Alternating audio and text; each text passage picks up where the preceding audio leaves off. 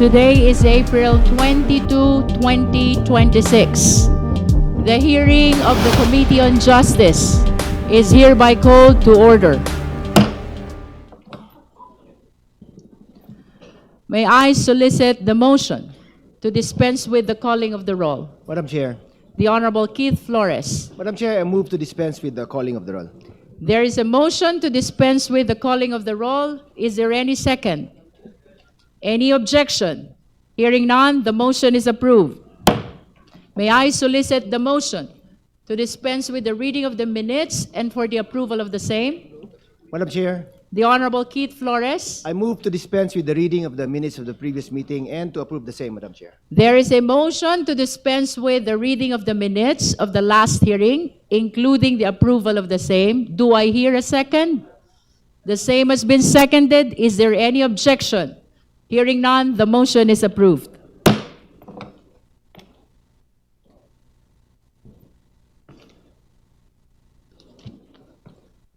The chair will address the committee. Magandang umaga sa ating lahat. Good morning. Good morning. Before anything else, it is important that we begin by looking back. Because the work we have today is anchored on what has already been laid on record. Noong nakaraang pagdinig, April 14, we began by affirming our constitutional mandate, our exclusive power to initiate all cases of impeachment. Nasa atin ang unang galaw, nasa atin ang direksyon, at hawak natin ang beat.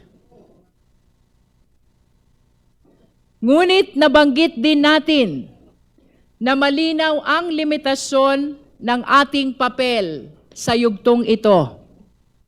Hindi pa ito paghuhusga. Our task at this stage is simply to determine probable cause, kung may sapat na batayan upang magpatuloy. As Congressman Benny Abante stated, sisilipin natin kung may usok. Dahil kung may usok, tungkulin nating hanapin kung nasaan ang sunog. During our last hearing, we formally recognized the complainants, Father Sabalia and his group, and of course, Attorney Cabrera. All of them were present, ready to face this committee and stand by their complaints. But there was one thing we could not ignore. Something that was right in front of us. The empty chair of the Vice President. Wala po siya nitong nakaraan. Habang nandito ang mga nagrereklamo, ang tanging humarap sa atin ay isang bakanteng upuan.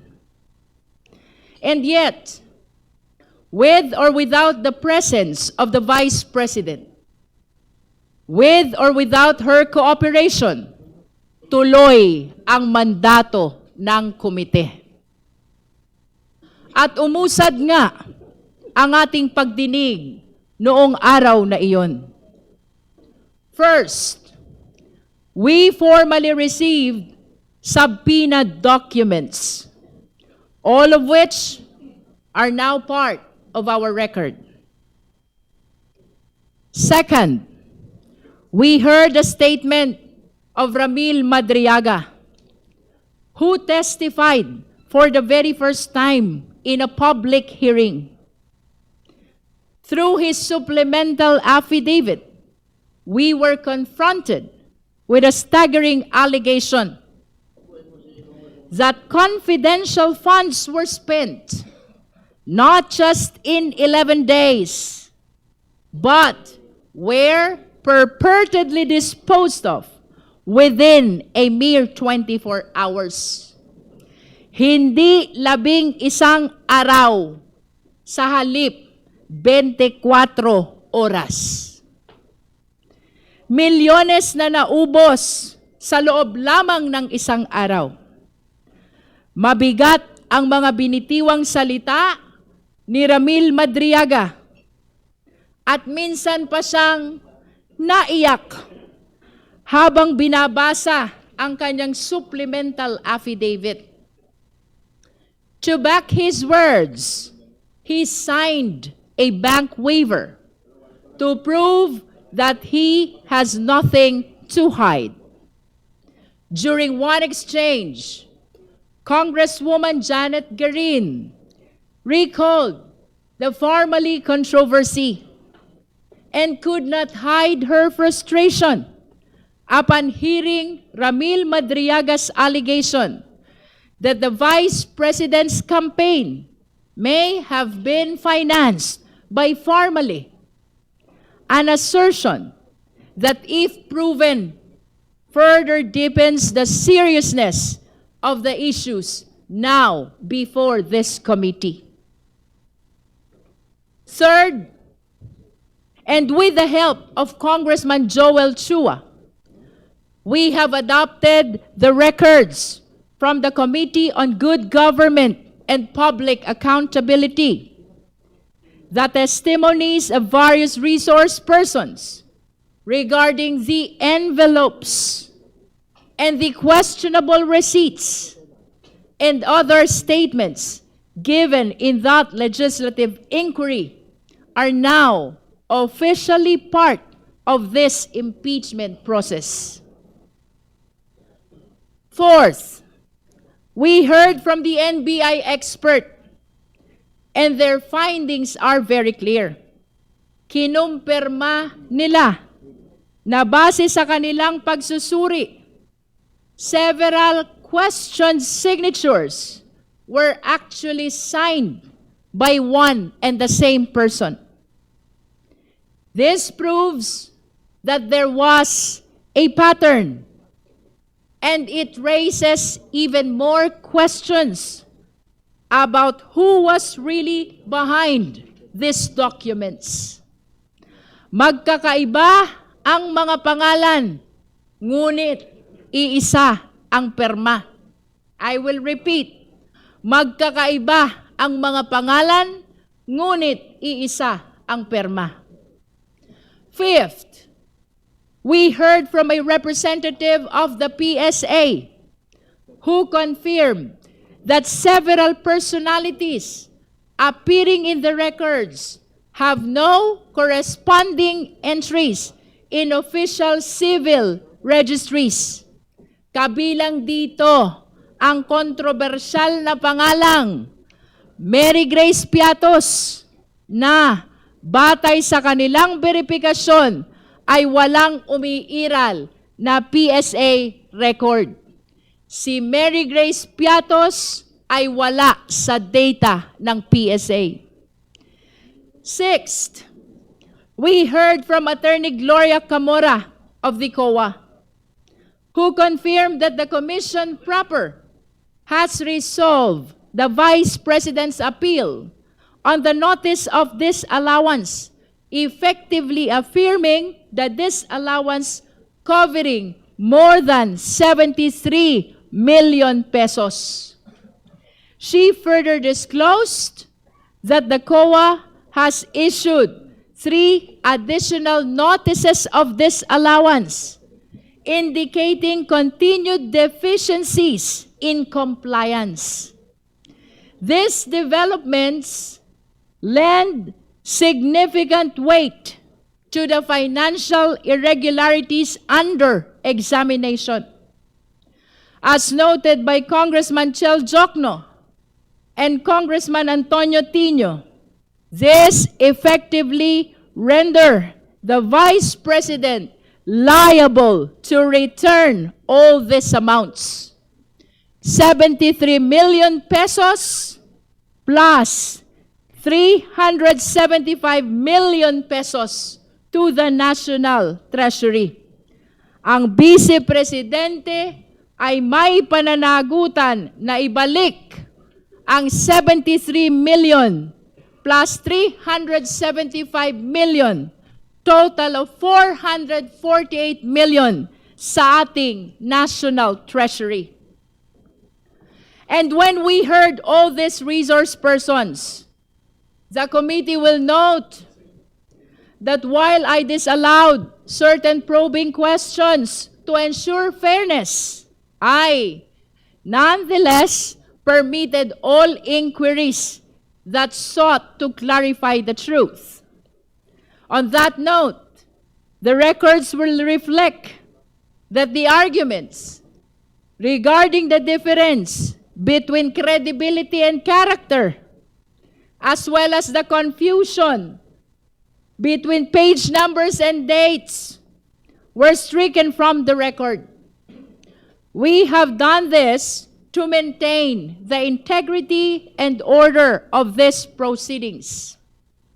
Sa kabuuan, what we saw was not a single piece of evidence, but a body of evidence. Hindi pa isa-isa, kundi magkakaugnay. But after the hearing, the story did not end there. Sa katunayan, doon pa lamang nagsimula ang mas malakas na ingay sa labas. Marami ang nagulantang, marami ang nag-react. The hearing became the subject of headlines, discussions, statements, particularly from the Vice President. However, it is worth noting that instead of addressing the core issues, the focus shifted to a peripheral matter, ang academic performance umano ng Vice Presidente nung siya'y nag-aaral pa. Samantalang, ang mas mabibigat na usapin tungkol sa confidential funds, sa mga dokumento, sa mga transaksyon ay nananatiling hindi direktang nasasagot. Kumbaga, sa 100 ebidensya, isa lang ang pinupunteriya. Let me be clear. This committee will not take anything at face value, whether said inside this hall or outside of it. Hindi tayo basta maniniwala sa ingay. We will evaluate everything dahil ang katotohanan ay hindi matatagpuan sa mga press release. Ito ay nakasandal sa mga dokumento at sa mga salaysay na sinumpaan. Sa totoo lang, nagos na nga tayo. Tila ginagaslight pa tayo. Ang mas mahalagang tanong ay kung nasaan ang pera. Ngunit ang sagot sa atin ay tungkol sa grado sa kolehiyo. And the worst part, this explanation is not being made here, but everywhere else. Ang gusto natin ay testimonya sa ilalim ng sumpa.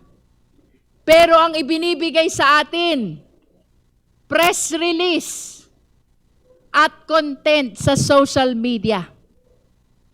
Again, let us be clear. Hindi tayo basta maniniwala. We will evaluate everything. Madriaga's testimony, COA documents, NBI findings, PSA certifications. Lahat ng ito ay kailangang iharap dito. Suriin dito. Timbangin dito. Pero dapat dito. Humarap ang kailangang humarap. Manumpa at magpaliwanag. Dito sa committee ito. Because this is the proper forum. Hindi sapat ang magsalita sa labas. If there's anything to clarify, the best and the only place to do that is here, before this committee, under oath and on record. And that brings us to today. Ngayong April 22, malinaw, the work of this committee continues. Ang mga isyong inilahad ay hindi natapos noong nakaraan.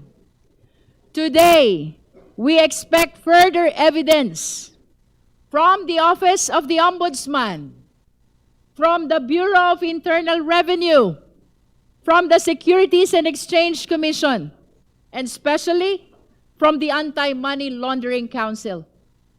We also anticipate testimonies that will help contextualize the data before us, and that includes from former Senator Sani Trillanes. Kung mapapansin ninyo, ang pag-uusapan natin ngayon, mga numero, SALN, tax records from BIR, reports from AMLC. This is the part where the numbers have to be studied, compared, analyzed.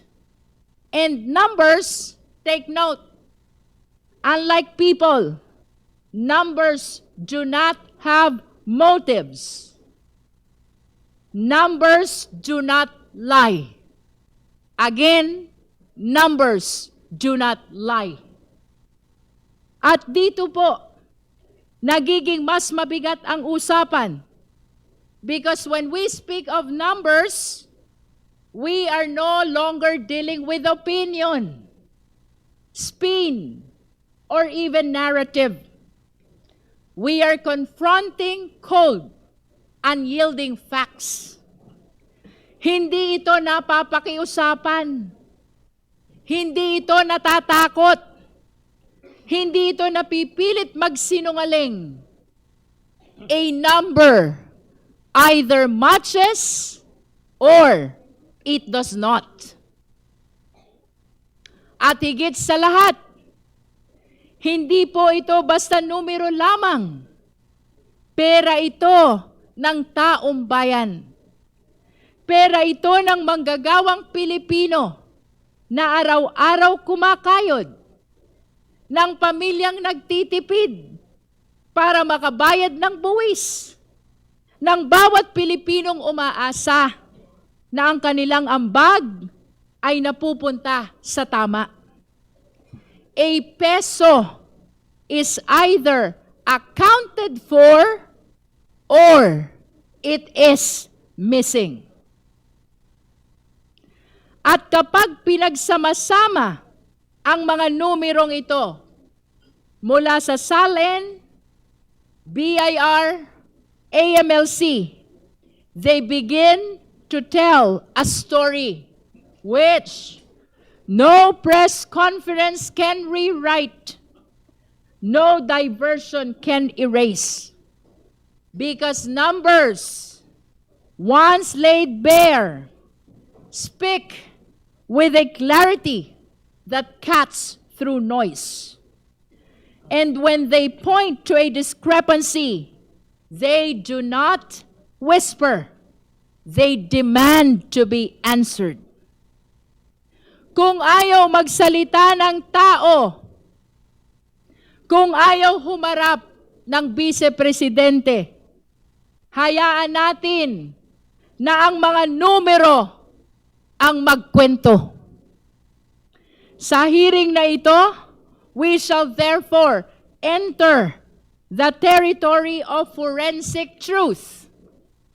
Sa pamamagitan ng mga numerong ito, malalaman natin ang tunay na pagkatao sa likod ng posisyon. Siya ba ay tunay na public servant o isa pa lang private billionaire? At ang direksyon natin ngayon ay simple, ngunit matibay. We follow the evidence wherever it leads. Hindi tayo magpapadala sa ingay. Hindi tayo lilihis sa proseso. Ang ating sandigan ay ang konstitusyon at ang ating layunin ay ang katotohanan. Because in the end, ang tanong ay hindi kung sino ang pinakamalakas ang boses. Hindi kung sino ang pinakamaingay sa labas, kundi kung saan tayo itinuturo ng ebidensya. As we see it now, the chair right before us, it remains empty. At tila sanay na po tayo sa tanawing iyan. Ngunit kahit bakante ang upuang iyan, even if that chair remains empty, this room is full of the people's questions. Napakaraming tanong. Mga tanong na sa kabila ng pag-iwas, hindi mawawala. Sa kabila ng pananahimik, hindi maglalaho. Mga tanong na kailanman ay hindi kayang takasan ng bakanteng upuan. Not today. Not anymore. Let the evidence speak. Let the numbers testify. Let the chips fall where they may be. Let us finally resume this hearing. With that, this committee shall proceed. Madam Chair. The chair